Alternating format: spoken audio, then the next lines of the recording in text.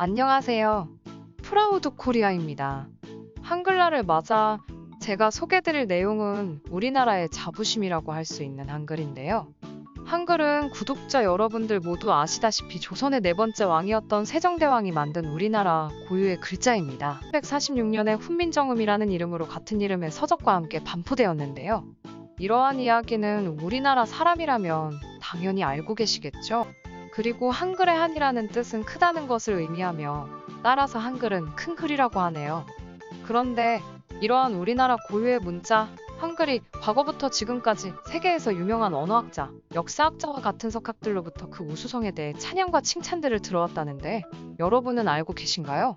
우리나라 사람의 경우 대부분이 어릴 때부터 자연스럽게 한글을 습득해왔고 따라서 너무나도 한글이라는 게 일상 그 자체였기 때문에 한글만의 독특하고 우수한 특징에 대해서 잘 모르는 것이 당연한데요. 짧게 설명드리자면 한글은 매우 과학적이고 체계적인 언어인데요. 한글의 자음에는 조음 음성학적인 원리가 그대로 드러나 있어 조음의 위치를 분명히 파악하고 어금니, 혀, 입술, 입, 목구멍으로 나누어 그 원리로 글자를 만들었다고 합니다. 더불어 세계 공용어라고 여겨지는 영어의 경우 K와 G의 소리가 서로 비슷하고 T와 T, P와 P 또한 마찬가지인데요. 따라서 비슷한 소리의 글자들 간에 서로 생김새가 다르고 음성적인 특징이 드러나지도 않습니다. 그런데 한글의 경우 기역, 키역, 쌍기역처럼 소리가 비슷한 경우에는 그 형태 또한 비슷합니다. 따라서 음성학적 이론 특징을 전부 담고 있는 글자가 바로 우리의 한글인데요. 이 외에도 한글만의 독특하고 우수한 특징이 다양하게 있습니다. 그리고 이러한 한글의 우수성을 자신의 강의에서 알리고 외국인 학생들을 대상으로 교육하는 미국인 교수가 있는데요. 마크 피터슨 교수입니다. These are all the best and the brightest out of Korea, and I'm arguing today that the foundation for this is the print culture, the books. Now, this leads us to one other interesting and unique feature of Korea, and that is Hangul. This unique alphabet that's a true alphabet. It's not a syllabary like the Japanese. It's not Chinese characters like the Chinese, but it's a true alphabet with consonants and vowels that was invented by a king. And here's Hangul. There's a list of the vowels on the top and the consonants on the bottom. And it turns out that each of these shapes is a picture of how that sound is made. Now, if we had an hour, I could teach you how to read Korean. I'm serious. In an hour's time, I could teach you because you just remember what each of the shapes look like and where your tongue is going where it makes that shape. And we do this at school. When students come in that don't know anything about the language, within the first hour, you can teach them to read. And they can read something. We actually have them sing a song. And they can sing. They don't know what it means. But they can sing. They can read. You can do it in 1 hour's time. This was invented by King Sejong. And he had a corps of advisors that helped him. One of his advisors was a man by the name of Chung In-ji. And Chung In-ji was so proud of this alphabet when they invented it, he said, "We have invented a wonderful alphabet. It doesn't take very much time to learn it. The dullest of people can learn it in a day. Bright people can learn it in the time it takes to go to the bathroom." Now, I don't know how much time you spend in the bathroom, but Chung In-ji said you can learn this alphabet in the time it takes to go to the bathroom. And I can teach it to you in an hour. I've done it before. So here we've got a unique alphabet that is celebrated as a national holiday. Do you know of any other alphabets that are celebrated as national holidays? No, only Korea. October 9th, just a few days ago. What did you do on Alphabet Day? We celebrated it at BYU, okay?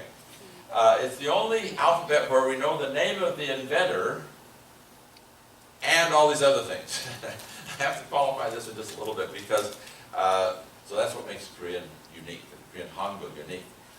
We know the principles of its invention, why the sounds, why each letter makes the sound that it makes. This is unique to Korean. It's a picture of how you make the sound. They were inspired by the Chinese pictographs, and it should tell you something about how it operates, and so that's what they're doing. We know the date of its invention, not only October 9th, but it was 1446. So the holiday we just celebrated was what? How old is Hangul? What was the happy birthday? 568 years we've had Hangul, okay? And it's used by 75 million people. I had to put that up there because you could say, well, the Cherokee alphabet qualifies for some of this, but the Cherokee alphabet isn't really used by anybody, let alone 75 million people, okay? But in this combination of things, the Korean alphabet is really unique. 이렇게 마크 피터슨 교수는 한글만의 고유한 특징들에 대해 학생들에게 알리면서 동시에 한글의 우수성에 감명받는 듯한 모습까지 보여주었는데요. 마크 피터슨 교수 이외에도 한글의 우수성에 대해 언급한 많은 세계 석학들이 있습니다. 영국의 과학사가이자 여행가이자 다큐 작가인 예지 존매는 한글은 모든 언어가 꿈꾸는 최고의 알파벳이다 라고 했으며 2008년 노벨문학상 수상작가 장마리 귀스타브 르클레지오는 영어, 프랑스어와는 달리 한국어는 쉽게 배울 수 있는 독특한 언어이다. 한글 읽기를 깨치는데 하루면 족하다. 한글은 매우 과학적이고 의사소통에 편리한 문자다 라고 하였습니다. 하버드대학 교수, 동아시아 역사가 에드윈 라이셔어는 한글은 세계 어떤 나라의 일상 문자에서도 볼 수 없는 가장 과학적인 표기 체계이다. 세계적인 언어학자 시카고대 교수 제임스 맥콜리는 한글은 지구상의 문자 중에서 가장 독창적인 창조물이다. 한국인들이 1440년대에 이룬 업적은 참으로 놀라운 것이다. 500년이 지난 오늘날의 언어학적 수준에서 보아도 그들이 창조한 문자 체계는 참으로 탁월한 것이다. 독일의 언어학자 에칼트 박사는 그 나라의 문자로 그 민족의 문화를 측정하기로 한다면 한글이라는 문자를 사용하고 있는 한국 민족이야말로 단연코 세계 최고의 문화민족이다 하였습니다. 미국 컬럼비아대 교수 게리 레드야드는 한글은 세계문자 사상 가장 진보된 글자이다. 한국 국민들은 그 무엇과도 비교할 수 없는 문자학적 사치를 누리고 있는 민족이다.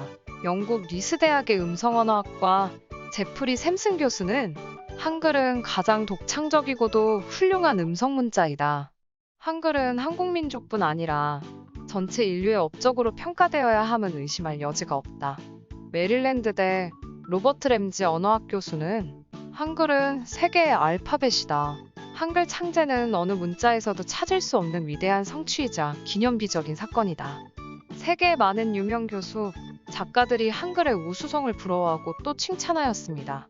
이러한 석학들의 찬양 외에도 실질적으로 이 한글의 우수성을 인정하고 이를 바탕으로 상까지 제정한 유명한 국제기구가 있는데요. 바로 유네스코입니다. 유네스코는 1989년부터 세종대왕 문해상이라는 것을 제정해 1990년부터 시상해오고 있는데요. 개발도상국의 모국어 발전 및 보급에 크게 기여한 개인, 단체, 기구 2명 혹은 2곳을 선정하여 매년 9월 8일 문해의 날에 시상하고 있습니다. 즉, 특정 개발도상국의 모국어의 부족한 언어체계를 발전시키는 데 도움을 준 사람들에게 시상하는 상인 셈인데요.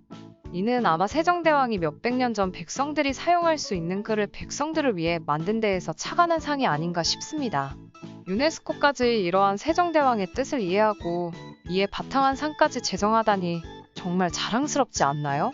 오늘은 한글날을 맞아 한글의 우수성과 관련된 것들에 대해 알아보는 시간을 가졌습니다. 저도 이전까지는 한글이 우수하다는 것만 알고 있었지 그 구체적인 우수성에 대해서는 잘 몰랐는데요. 이번 하버드 대학 출신의 마크 피터슨 강의를 함께 시청하며 우리 한글의 우수성에 대해 더 자세히 알게 된 것 같습니다. 여러분은 어떠신가요? 지금까지 프라우드 코리아였습니다. 영상이 도움되셨다면 구독, 좋아요, 그리고 알람 설정까지 부탁드립니다.